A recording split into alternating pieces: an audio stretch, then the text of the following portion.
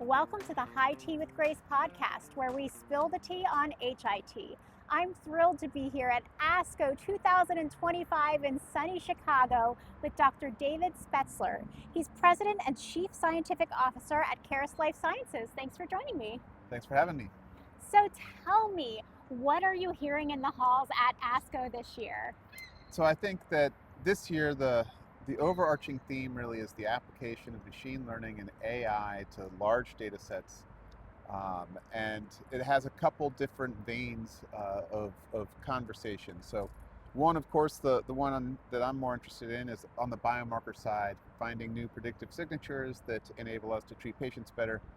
But the other one that is really quite a strong thematic this year is use of AI for drug discovery. And so being able to accelerate and make more specific our compounds is a really important thing to be able to do. So what is your favorite poster presentation of all of them that you have going on here? How many do you have again? We have 37. Wow. So it's hard to pick, but there is one that stands out above the rest. So when you look at early stage breast cancer, so women go in for surgery, and often it's a curative event. And so about a decade or more ago, there was a test developed to identify whether women needed to go on adjuvant therapy or not. And so those that had a very low risk of recurrence could avoid additional therapy. And that technology hasn't really changed. It's been more like 20 years at this point.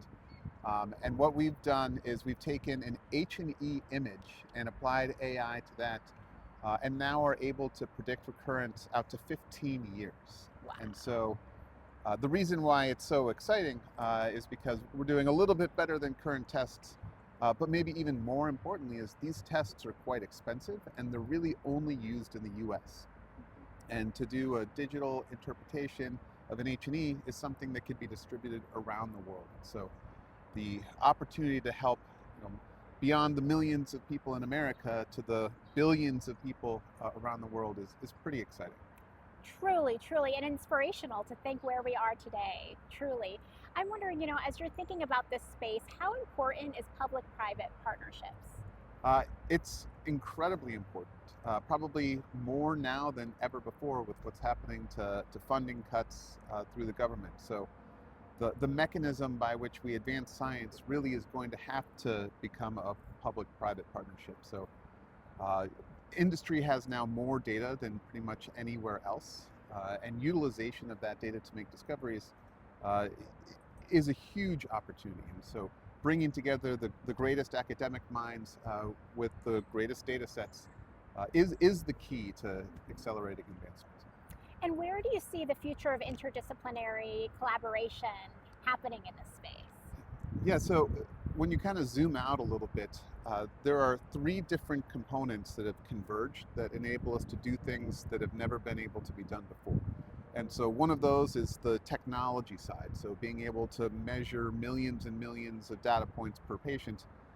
The other side is the machine learning and the AI side, so making sense of those data elements. And then the third is the advancement in the clinical knowledge and clinical care opportunities. And so I think that the only way actually to move forward is to bring experts from at least those three domains together. And you often see that, for example, we'll have physicists on our teams, and they don't necessarily have expertise in any one of those three areas, but the way they approach problem solving is very different than how we would traditionally do it in molecular biology and oncology or computer science. And so those new methodologies, new to us, old to them, are really valuable when we're looking to make new discoveries. Bringing it back to the patient, where do you feel care is heading in when it comes to patient care as it relates to cancer, given all this new amazing research? Yeah, so I think it's really clear now that every patient is a unique individual.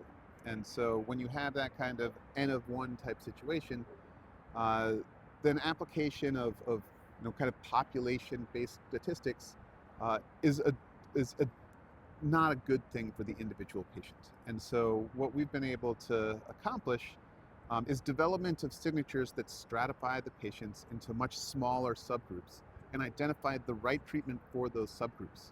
And so it goes beyond kind of the simplistic one gene, one drug type approach, where we're using hundreds of biomarkers to find the right drug combination, the right order of drugs.